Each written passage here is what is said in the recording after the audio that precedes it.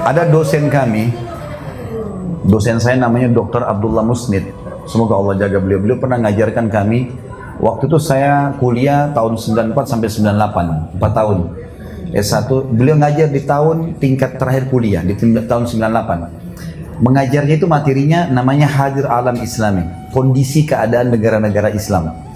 Salah satu dia cerita tentang Indonesia, saya pun tidak tahu tentang kisah itu. Beliau bilang, di sini ada dari Indonesia, nah ini Khalid dari Indonesia sama teman-teman. Beliau kenal betul, kenal baik sama saya. Dia bilang, sudah tahu belum di negara kamu itu ada terjadi sesuatu? Saya bilang, apa itu Syekh? Gitu kan. Syekh itu kita panggil kayak guru, dosen ya. Apa itu? Dia cerita, dia bilang, sampai kepada kami berita dan itu kisah nyata. Katanya di salah satu perkampungan Indonesia, entah di mana itu ya. Bahasa beliau nih, saya juga tidak tahu itu. Beliau bilang di sana pernah ada terjadi, ada satu pastor yang ditugaskan dan digaji oleh Vatikan itu untuk mengkristenkan kampung itu.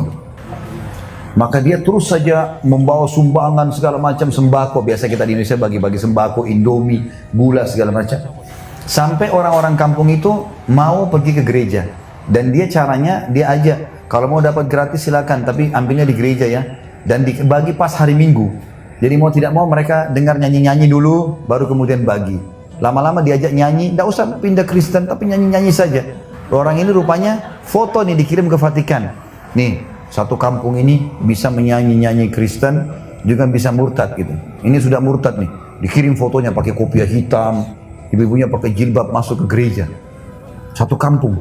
Akhirnya Vatikan utusan khusus datang ke Indonesia. Dilihat, dikumpulin semua, coba suruh nyanyi, nyanyi semua, hafal lagu gereja. Karena setiap minggu dapat beras. Jadi hafal. Kata utusan Vatikan ini kisah beliau ya, saya tidak tahu ini. Tapi mudah-mudahan kata beliau ini bisa benar. Dia bilang, akhirnya si orang utusan Vatikan ini bilang, supaya sebagai bentuk gembira, ini kegembiraan, kita bagikan kertas pada seluruh masyarakat ini, suruh tulis apa yang dia mau. Kita kasih semua, mau sapi, mau tanah, mau apa kasih.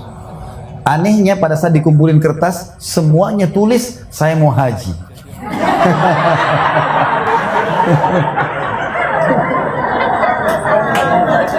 Akhirnya dipecat tuh yang bertugas gara-gara itu. Jadi subhanallah, kita fitrah, orang-orang Indonesia itu sebenarnya suka dengan agamanya, cuma kadang-kadang dia tinggalkan gara-gara makanan, gara-gara ini, gara-gara subhanallah. Islam itu tidak ditinggalkan kecuali orang-orang betul-betul dalam keadaan yang salah dan darurat gitu kan. Allahu a'lam. Oleh karena itu Bapak Ibu sekalian, gembiralah dengan agama Islam ini, dan Allah mengatakan wala tamutunna illa wa antum muslimun. Jangan meninggal kecuali dalam keadaan Islam. Dan kata Nabi SAW, tidak ada satu orang pun yang berjiwa muslim kekal di api neraka, gak ada. Kalaupun dia buat dosa, dia masuk neraka, dibersihkan dosanya, baru masuk surga. Sampai Allah bilang tadi, jangan meninggal kecuali dalam keadaan Islam. Dan Bapak Ibu jangan ragu, tawarkan Islam. Tawarkan saja.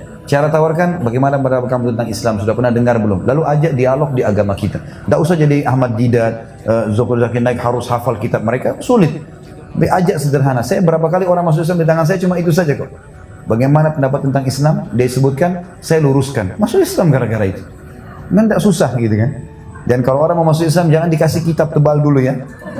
Nah ini pelajari dulu. Kalau dia mati malam itu kita berdosa. Ya. Suruh syahadat dulu. Masalah nanti dia belajar itu nanti. Yang penting syahadat. 1 menit lagi mati masuk surga itu. Tapi kalau kita tunda, kita penyebabnya. Pernah ada soalnya gitu di Indonesia. Ada satu anak muda datang kepada saya. Waktu itu ada pengajian di, saya nginap di satu hotel di Makassar.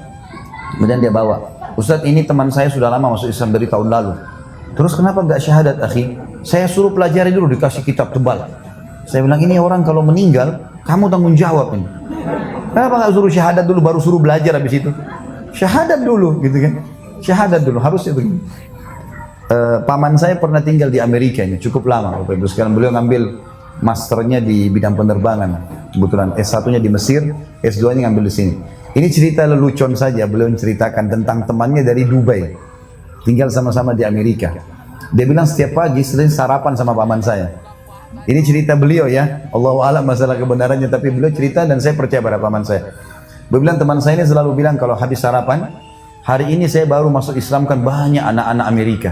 Ya. Kata paman saya, bagaimana ceritanya? Dia bilang, kalau saya lagi menuju ke semua kampung ini, saya bilang sama anak-anak kecil di pinggir jalan, follow me. Sudah ikut, asyhadu, Allah ilaha illallah. Sudah syahadat semua, nah sudah muslim. Jadi dia bilang, saya tiap hari masukkan Islam banyak orang nih. Tapi itu cerita beliau, Allahu a'lam. Yang jelas, apa yang sekalian, ini agama perlu disebarkan, perlu diterapkan. Dan kadang-kadang subhanallah, apa yang kita terapkan dari Islam itu menjadi contoh dan sudah cukup menjadi hidayah orang lain. Jadi jangan ragu dengan itu, dan terapkanlah Islam sebagai panduan hidup. Jangan setengah-setengah, nikmati semua halalnya, kerjakan semua perintahnya, tinggalkan larangannya. Baru kita bisa merasakan kenikmatan Islam.